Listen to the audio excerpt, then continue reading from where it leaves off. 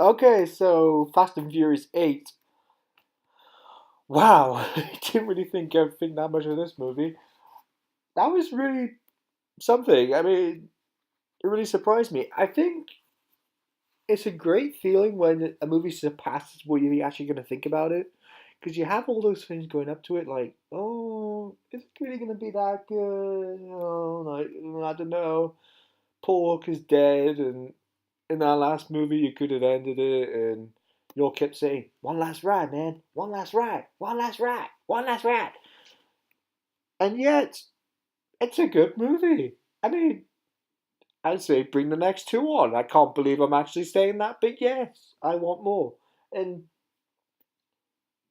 I really like that this movie did something different. I mean, I know some people might go, "Oh no, it didn't really," because if you look at Fast and Furious 6, Letty went bad. No, I think it did something different because there's something in the movie that I'm not going to spoil right now, but it revealed something. I was like, and it really changes everything. And also a thing with Charlize Theron's character, and she's fantastic in this movie. I mean, I really love Charlize anyway, but she's never really played a baddie before, but oh, it so works in this movie. And I don't get like some people saying she wasn't acting very well. Well, maybe they're gonna need to go see the movie again because I think they need to go see the movie again. I mean, I think she was really good, and I like how when you first see her in the movie, I mean, Vin Diesel kind of throws off the bat of like, oh, she's just some girl, having car problems. And all of a sudden, he's thrown something on his plate, and you're like, oh, holy shit, And it's quite like, oh, and you feel like the sense of incoming doom and bad things are gonna happen, and then it snapped into place and it worked, and it just did it. And there are some really funny moments in this movie. Sorry, without my saliva. There are some really funny moments in this movie. Funny moments. What's wrong with my saliva? I just had water earlier. Um, but yeah, like there's stuff like with the baby that's hysterical, and Jason Statham's great in this movie. I mean, he really like they've expanded on his character. I mean, it's just like they expanded on Nebula's character in Guardians 2. I mean, it just worked so well on both fronts. I mean, and this movie actually isn't far off being as good as Guardians 2. I mean, I think it's only about like a point and a half off. I mean, I would say it's a strong 8 out of 10. I mean, I really enjoyed this movie. I mean, like, I would watch it again before it leaves. And I'm going to be adding it to the collection, and I'm going to add it to the list of the top three best Fast and Furious movies of the entire franchise. Is that good? And I just, I was had so much fun in this movie. I mean, they really expand on like the action. I mean, you think you've seen it all before with Fast and Furious 7, but they do so much more in this movie. And I actually felt like Vin Diesel got better as an actor in this movie. I think the only thing, like, with both movies, like Guardians 2 and this movie, there were two things I didn't really care for. And only, like, two small things from each movie. One for each. Vin Diesel was so much better than Ramsey. I mean, Ramsey, I found out her name's Emmanuel something from Hollyoaks. And then you just think, oh yeah, that's why I don't really like her then.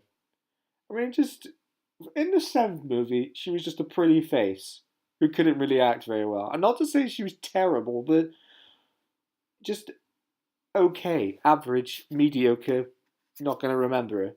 And in this movie, she's exactly the same. I mean, she doesn't really show any emotion. I mean, and it's really saying something that when you've had, like me, problems with Vin Diesel's acting in the past, like sometimes he can be really great in something like Find Me Guilty, and then he kind of dips down again, and then like in Fast and Furious 5, he was quite wooden, and then like Fast 6, he was okay, and then he was quite wooden.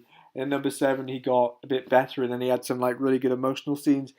And for him to get back up to his A game in this movie, and she's still not really performing from this movie and the last movie. You just think something's wrong.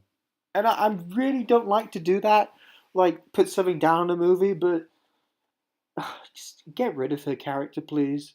I mean, she's not a bad character per se, but she's not memorable, and you just really don't care that much about her. And then you just think, oh, she's a pretty face. She got a job because she's a model and from Hollywood. Shazam! There you go. But I don't really have anything more to say on that front. She's just a mediocre actress with a pretty face. Anyway, moving on. Um, I really like the way that they took a lot of the actors in this movie and they rounded out their characters more. I mean, I like the way that they expand on Roman's character. I like the way that they expand on Michelle Rodriguez's character. I like a lot of what's going on in this movie. I think it does so many things like great that I can't really think of any negatives apart from what I just said about that actress who doesn't really deliver very much. And I think what's great about both of the movies, like Guardians 2 and this movie, Fast and Furious 8, they're both about family.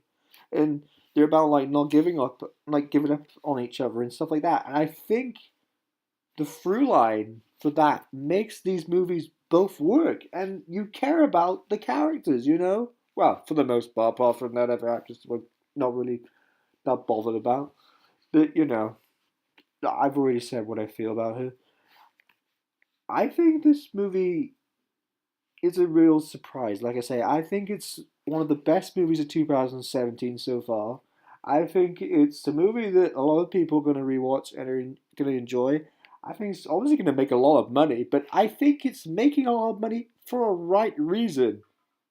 It's not like it could have been that movie where you go, they've done this movie, Paul Walker's dead, and like, there's no point, oh, he'd be spinning around his grave. No, I don't think that at all. I think it succeeded and it did it in such a good job that I don't really have anything bad to say. I mean, I really don't. And I think for me to be saying that about a Fast and Furious movie, I think that really says something because, you know, generally the track record for me is that the first one's great, second one's terrible, third one never seen it, fourth one was okay, fifth one okay again, but I guess they changed it a bit with the heist thing in the movie.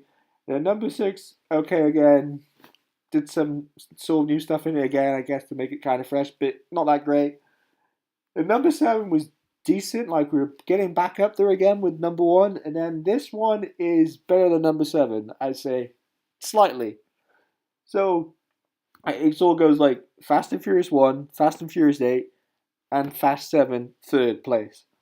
Because I think the problem with these movies generally for me is that they're great. There's great action set pieces, but not really a lot of story or character development.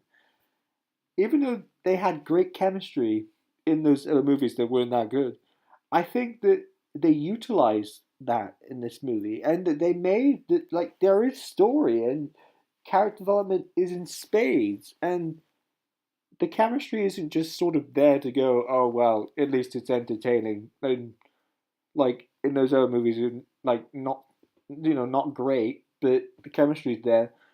It serves a purpose, you know.